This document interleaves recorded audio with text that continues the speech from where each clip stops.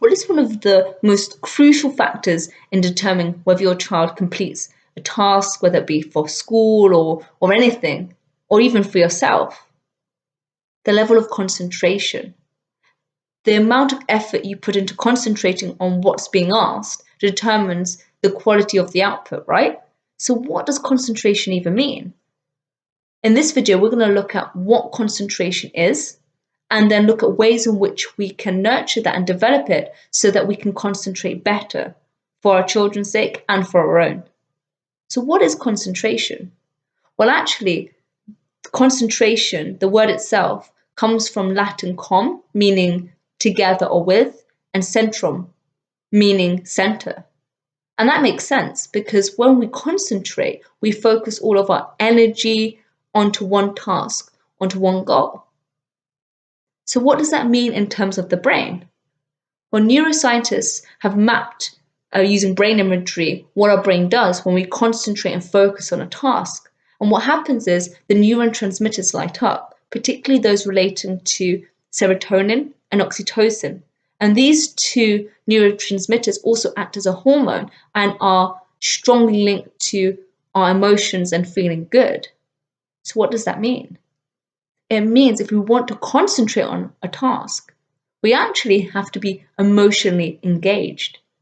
If we can emotionally be attached to something, then we are more inclined to concentrate. Which means that if we want our children to concentrate more, then we need to engage them emotionally in a task.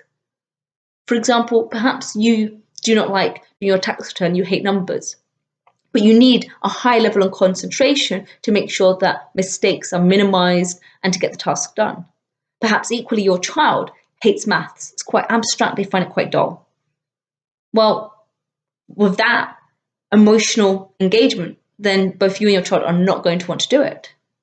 So then what can you do? Well, you can think about the emotions that you're going to feel and experience once that task is done, how elated and ecstatic you will feel once you know that your tax return is done, it's completed with no mistakes. With your child then, what can you do to instill in them how they might feel if they complete their maths? Well, how will you feel once you know that all your work is completed and you can present it to your parents or to your teacher? How will you feel when you've mastered that skill and you can demonstrate that to your classmates? Or for example, if they particularly like cars, then you might want to implement that in their multiplication, for example. So you might say 2 cars times 2 cars equals, because they already have that passion for cars, then they're more inclined to focus their attention on it because you've whet their appetite. Now, how can we then stretch and nurture our concentration? Our brain is, like elastic. We can stretch it and develop it. So how can we develop these neurotransmitters that are related to concentration? Well, game playing is really a great tool to nurture and develop this. In particular, something called the Stroop's test.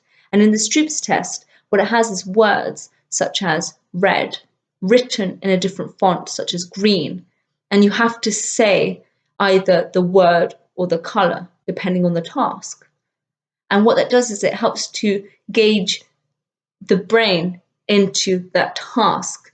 And because it's quite fun, the reward is, well, doing something quite challenging. Indulging in puzzles is another great way in which you can develop and nurture concentration.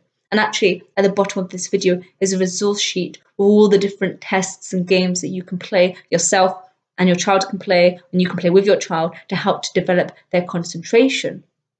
Now, since we know that concentration means focusing in on one task, on one goal, it means that we perhaps need to limit the amount of distractions. Now, in today's modern world, it's so easy to be distracted. We can multitask, especially if we have multiple screens, right? We can have the laptop, the mobile phone.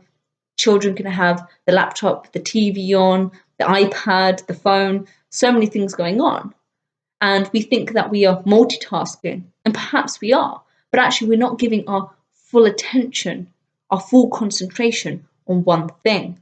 So how can we nurture that? Well, we can actually shut down and remove some of the other distractions. if you have a habit of checking your emails constantly, especially since they ping up, maybe set some time when you're going to look at them so you don't get distracted by that. For your child, if they have social media on their phone, perhaps you can close it down and say, no, for this length of time, you're going to concentrate on this task. Afterwards, you can then go back to that. You could also help to develop concentration by actually creating some background noise. So you could have some music being played in the background. Now, music that's really useful in helping to harness concentration is music that's quite rhythmic and repetitive, ideally with no lyrics. And what that creates is a background noise so you don't get distracted from anything else, from the phone ringing, from a knock on the door, from neighbours, from traffic. So creating a background noise for your child whilst they're studying in particular is a great way to help them to focus in on what they're doing. So to summarise then, concentration means calm and centrum, together, center, so focusing in on one task. We can stretch and nurture our concentration through games, through the Stroop's test.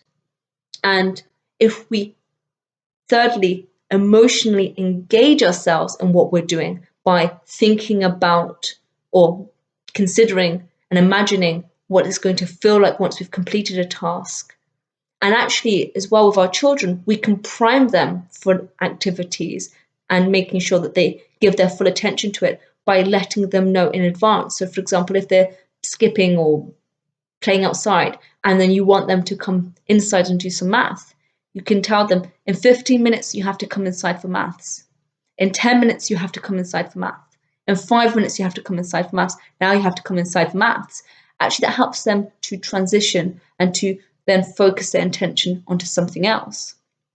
They are emotionally prepared for it because you have given them those cues. And then finally, in terms of concentration, creating an environment in which we can focus in on one task by limiting our distractions, by shutting down other technologies in the room, by allocating ourselves time to do things that we want, like check our emails or to go on social media, and by creating background noise through repetitive music so that we can then focus solely on one task.